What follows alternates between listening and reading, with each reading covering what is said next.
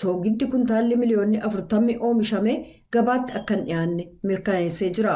Kanneen soogidda oomishan mootummaarraa kootaa nuu kennameen dhaabbate argachuu qabu waan hin argatiniif kasaaraan nurra gaheeraa jechuudhaan soogiddatti ayoodiinitti dabalanii daakuudhaan warshaaleen uummataaf dhiyeessan immoo sababa hanqina soogiddaan hojii dhaabuu isaanii VOA'f ibsaniiru.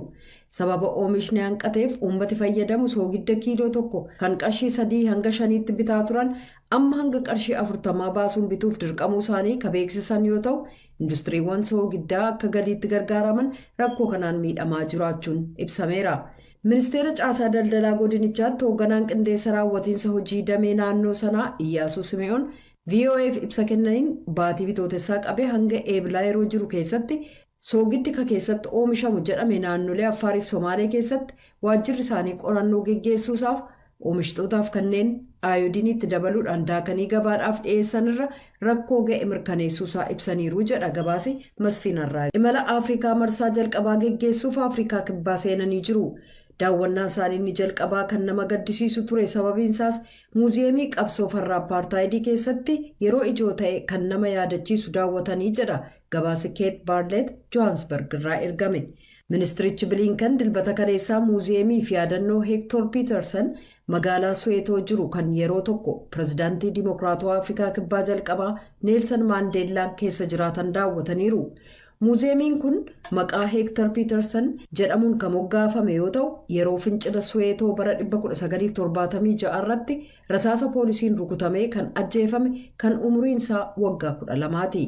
Peterson barattoota gurraachaa afaan Afrikaans afaan warreen cunqursanii ta'ee ilaalamu manneen barnootaa keessatti fayyadamuu morman keessaa tokko ture. Suuraan Peterson kan barattoota yaaddoo keessa turaniin baatame addunyaa guutuu keessatti dambalii rifachiisaa ergee sochii farra apartaayidii biyya alaa keessatti taasifamu kakaasuuf gargaareera. Bilinkan bakka sanatti daraaraa ennaa kaa'an daawwannaa isaanii muuziyeemicha irratti obboleettii Peterson Antoinette Sitole isaan waliin turan. Bilinkan daawwannaa isaanii booda sabaa himaaleef ibsa kennaniin falmii walqixxummaa sanyii Ameerikaan ofiishee gootellee eeranii jiran. Hector's story is one that really resonates because we have our own struggle for freedom and equality in the United States. Seenaan Hector qabsoo bilisummaa fi walqixxummaa kan ofii keenyaa United States keessatti waan qabnuuf dhuguma kan sagalee dhageessisudha. Akkasumas seenaan Afrikaa kibbaa adda ta'us wanti wal fakkaatu baay'eedha. Sun immoo humnaan sagalee dhageessisa. Bilinkan akka jedhanitti muuziyeemichi humna dargaggoonni hawaasa jijjiiruuf qaban kan yaadachiisu. Muuziyeemii kana keessatti wanta baay'ee adda ta'e seenaa jiraataa ta'uu isaati jedheen yaadaa sababiinsaas humna dargaggoonni jijjiirama fiduuf qaban hawaasa keenya hunda keessatti jijjiirama fiduuf qaban arguun namoota kakaasaa jedhaniiru. Wixataarraa dippiloomatiin Ameerikaa gameessi ministirii haajaa alaa Afrikaa kibbaa Naaleedii Paandoor waliin mari'achuuf akkasumas tarsiimoo haaraa Yuunaayitid Isteets biyyoota Afrikaa uffee Saharaa gad jiran irratti qabdu beeksisuuf jiru. Jijjiirama qilleensaa, daldalaa, fayyaaf wabii nyaataa dabalatee qaamoleen imaammata kanaa martinuu mata duree marii kanaa. Pirezidaantii magaalaa Moqdishootti walitti qabamuudhaan torbee darbee ministeerota kaabinee haaraa muummicha ministeeraa Hamzaa Abdi Barreetiin muudaman sagalee guutuun raggaasisaniiru. Yeroo sagaleen kennamettis dhohiinsi mortaaraa hedduun magaalaa guddoo biyyattii rukuteeraa jedha gabaasa Muhammad Dhaayisaanee Moqdishoorraa erge. Afyaa'iin paarlaamaa Somaaliyaa Adan Mohammad Nuur masaraa mootummaa Argaayisaa jedhamu kan eegumsa cimaa jala ture keessatti walga'ii geggeeffame irratti akka dubbatanitti miseensonni paarlaamaa 229 kaabinee dhiyaateef sagalee kennanii 7 mormii kan dhiyeessan yoo ta'u tokko immoo sagaleen kennine. Muummichi ministeeraa Hamzaa Abdi Barree sagalee erga kennamee booda paarlaamaa irratti haasaa dhageessisaniin ba'iisaa simataniiru. Uummata keenya hongeen mudate akkamitti akka gargaaru nageenya irratti hojjennee sagantaa keenya fuula dura keessan jiru hojiirra oolchuuf tokkummaaf itti gaafatamummaadhaan rakkoo nu mudatee jiru irra aanuudhaaf yeroon itti waadaa gallu kabroon akka jiraatuun fedha ammas raggaasifamuu keessaniif irra deebi'ee galateeffachuun barbaadaa jedhan. Ministeerota paarlaamaa raggaasisa keessaa Muktaar Rooboo Alii Abu Mansir jedhamuun beekaman ittaanaa hoogganaaf dubbiimaa garee hidhattoota Alshabaab duraanii turan.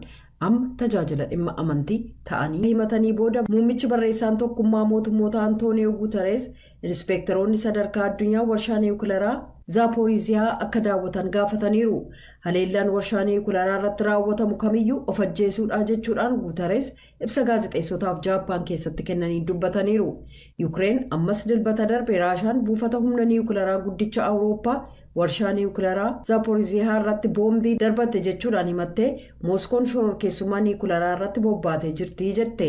Dhaabbanni humna niwukilaraa mootummaa Yuukireen akka jedhetti humnoonni Raashaa haleellaa dilbata halkan raawwataniin dhaabbaticha keessatti seensaroota reediyeeshinii 3 miidhuudhaan hojjetaa tokkommoo madeessaniiru.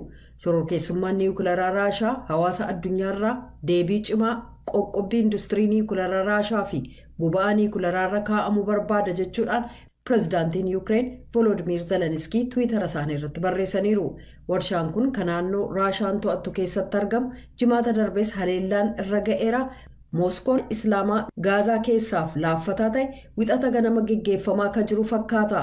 Kunis waldhabdee cimaan dhiyeenya kana daa'imman 15 dabalatee yoo xiqqaate Faalistiinota 44 du'uuf sababaa ta'e xumuraan ga'a abdii jedhu uumeera. Dilbata galgala sa'a 11 walakkaatti ifatti kan eegale lola dhaabinsi kun bara darbe waraanni guyyoota 11f geggeeffame lafa qarqara galaanaa Faalistiin erga barbadeessee booda lola hamaa Gaazaa keessatti uumame dhaabuu irratti kafuulleffate ture.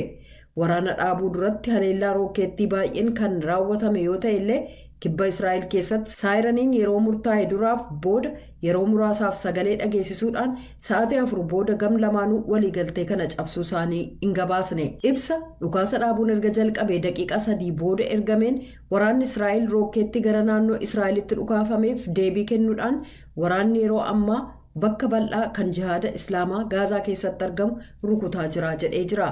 Ibsattaanu keessatti waraanni kun haleellaansaa isa dhumaa halkan kaleessaa sa'a 11:25 irratti akka raawwatame qulqulleessee jira.